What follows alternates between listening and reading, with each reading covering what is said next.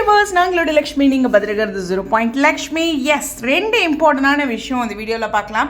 First, இன்ஸ்டாகிராமில் Vijay டெலிவிஷனோட admin வந்து நம்மள மாதிரியே ஒரு விக்கா ஃபேன்ஸ், ஓகேவா? அவர் எப்போவுமே இன்ட்ரெஸ்டிங்காக முக்கியமான அப்டேட்ஸ் நிறைய கொடுத்துட்ருக்காரு. ஸோ அது மாதிரி இப்போது இன்றைக்கான ஒரு காட்சிகளை ஒளிபரப்பு செய்யும்போது நீங்கள் பயப்படுற மாதிரி எதுவும் நடக்காது அப்படின்னு சொல்லியிருக்காங்க. என்னென்னா, கங்காவுக்கு பெயின் வரும் இல்லையா வயிற்றில், அதுக்கு தான் அவர் இப்படி ஒரு கேப்ஷன் போட்டிருப்பாரு. பொதுவாக அந்த காட்சிகளுக்கு தகுந்த மாதிரி என்னப்பா பண்ணுற நீ இப்படி பண்ணுற அப்படிங்கிற மாதிரிலாம் பொதுவாக அவர் போடுற கேப்ஷன் தான்.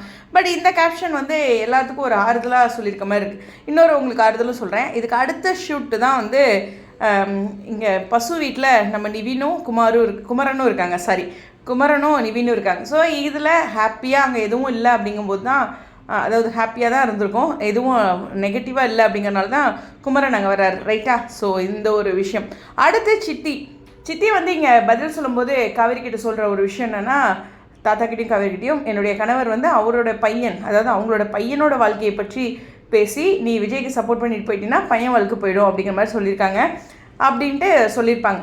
பட் இருந்தாலும் ஒரு பக்கம் யோசிச்சுட்டு விஜய்க்காக வருவாங்க. கண்டிப்பாக சித்தி வந்து அந்த மாதிரி ஒரு கேரக்டர் தான்.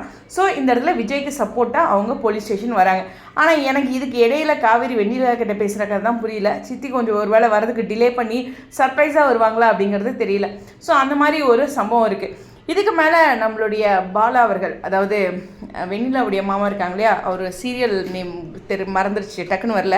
பட் ஆனால் அவர் ரியல் நேம் பாலா. ஸோ வெண்ணிலா மாமா என்ன சொல்லியிருக்காரு லைவில் அப்படின்னா, விஜய் வந்து கைதாவார் அப்படிங்கிற மாதிரி சொல்லியிருக்காங்க. இப்போ இருக்கிறதும் கைதாகிறது தான். பட் ஒரு பெரிய இஷ்யூக்கு அப்புறம், ஒரு பெரிய போராட்டத்துக்கு அப்புறம் வந்துடுவார் அப்படிங்கிற மாதிரி சொல்லியிருக்காங்க.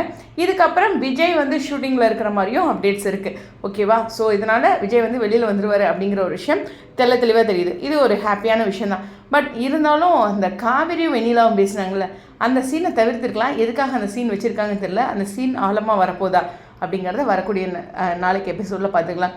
எனிவேஸ், கங்காவுடைய குழந்தைக்கு எதுவும் ஆகாது அப்படிங்கிறதும், விஜய் விடுதலை ஆவாருங்கிறதும் சித்தி அங்கே வரைக்கும் தெளிவாக தெரிஞ்சிடுச்சு. உங்களுடைய புரிதல் ஸ்டேடியம்.